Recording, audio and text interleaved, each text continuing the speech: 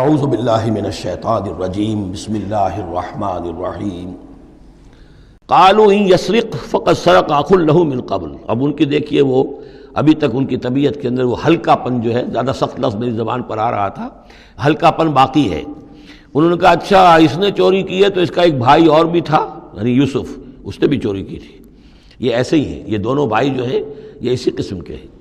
ان یسرق فقد سرق اخ له من قبل، اس کا ایک بھائی اور بھی تھا، اس نے بھی چوری کی تھی۔ فاسرها یوسف فی نفسہ، تو اسے چھپائے رکھا یوسف نے اپنے جی میں، فوراً اس کے اوپر ریٹارٹ نہیں کیا۔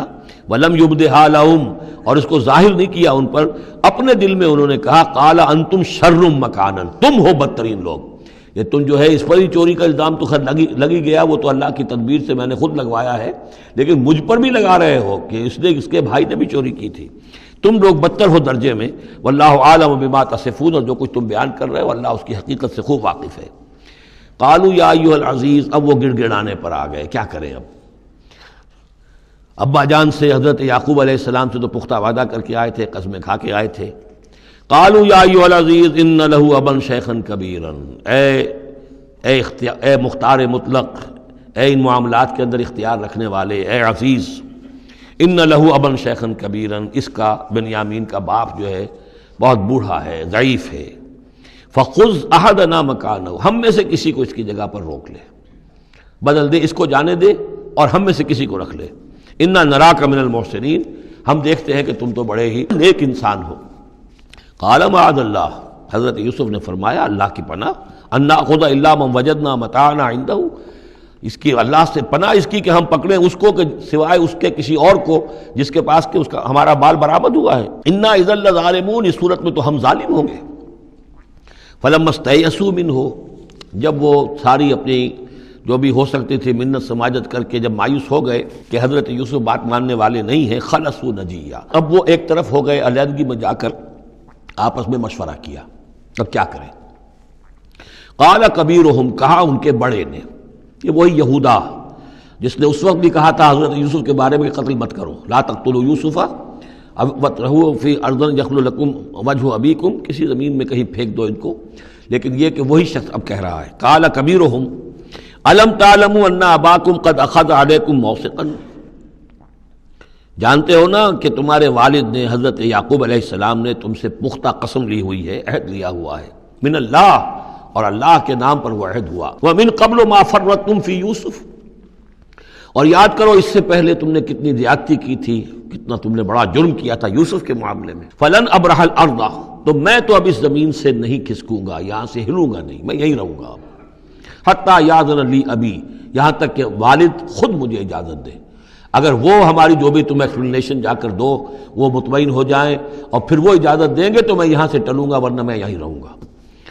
فلن ابرح الارض، میں اس جگہ سے ہرگز نہیں ہلوں گا، حتی یاذن لی ابی، یہاں تک کہ میرے والد جو ہے مجھے اجازت دیں، اور یحکم اللہ لی، یا پھر اللہ کوئی فیصلہ میرے بارے میں کر دے،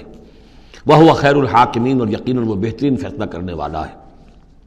ارجعوا الی ابیکم، لوٹ جاؤ اپنے والد کے پاس، ابا جان کے پاس، فقولوا، اور جا کر کہو، یا ابانا،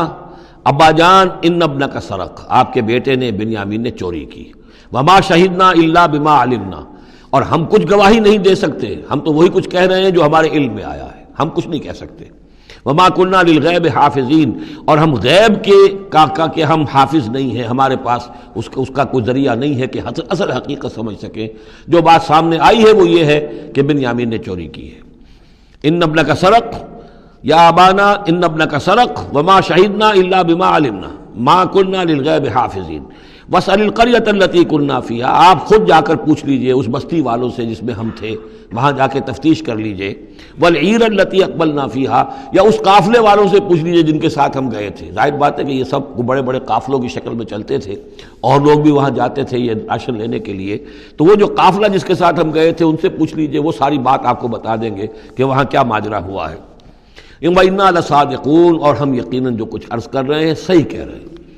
قال بل سولت لكم انفسكم امرا، وہی جملہ حضرت یعقوب نے دوبارہ کہا، نہیں بلکہ تمہارے جیوں نے کوئی ایک کام تمہارے لیے آسان کر دیا، فصبر جمیل، میرے لیے تو وہی معاملہ صبر کا بھی ہے،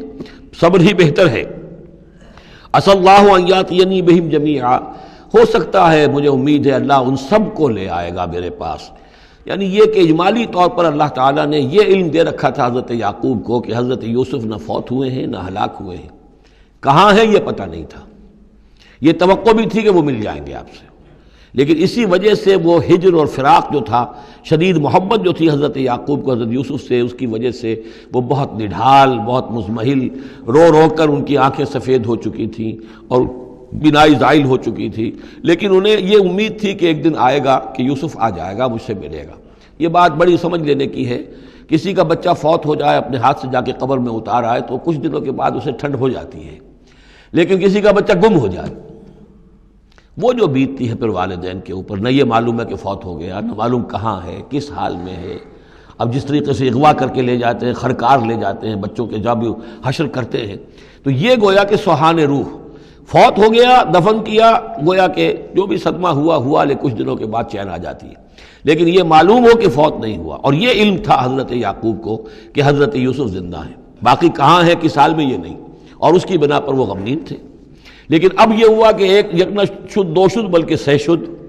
پہلے یہاں تو 3 کا معاملہ ہو گیا، حضرت یوسف گئے تھے، پھر بنیامین وہاں رک گئے اپنے اس معاملے کی وجہ سے، اور سب سے بڑا بیٹا بھی وہیں ٹک گیا کہ میں تو یہاں سے نہیں ہلوں گا جب تک کہ ابا جان معافی نہ دیں اور وہ اجازت نہ دیں۔ عسى اللہ ان یاتینی بہم جمیعا، امید ہے کہ اللہ تعالیٰ ان سب کو میرے پاس لے آئے گا، انہ هو العلیم الحکیم، یقیناً وہ سب کچھ جاننے والا اور حکمت والا ہے۔ وتولی عنہم، اور یہ گفتگو کرنے کے ساتھ ہی حضرت یعقوب نے اپنا رخ موڑا،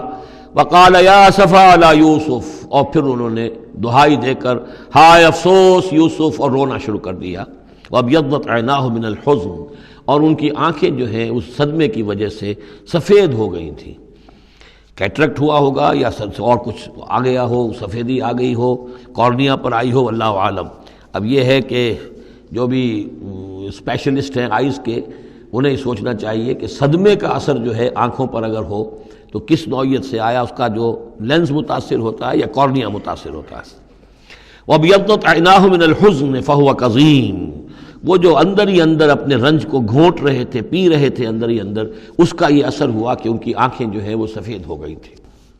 قَالُوا تَاللَّهِ تَفْتَحُ تَذْكُرُ يُوسُفَ، انہوں نے کہا ابا جان خدا کی قسم آپ تو یاد ہی کرتے رہیں گے یوسف کو، آپ اس کا خیال دل سے نکلنے نہیں دیں گے، حتیٰ یکتکون حرباً، یہاں تک کہ آپ یا تو گھل جائیں گے اسی صدمے میں، اور تکون من الحالکین، یا فوت ہو جائیں گے۔ قال انما اشکو بثی وحزنی الی اللہ، حضرت یعقوب نے فرمایا میں اپنا اضطراب اور اپنا غم اور اپنا رنج اپنے رب کے سامنے ظاہر کر رہا ہوں،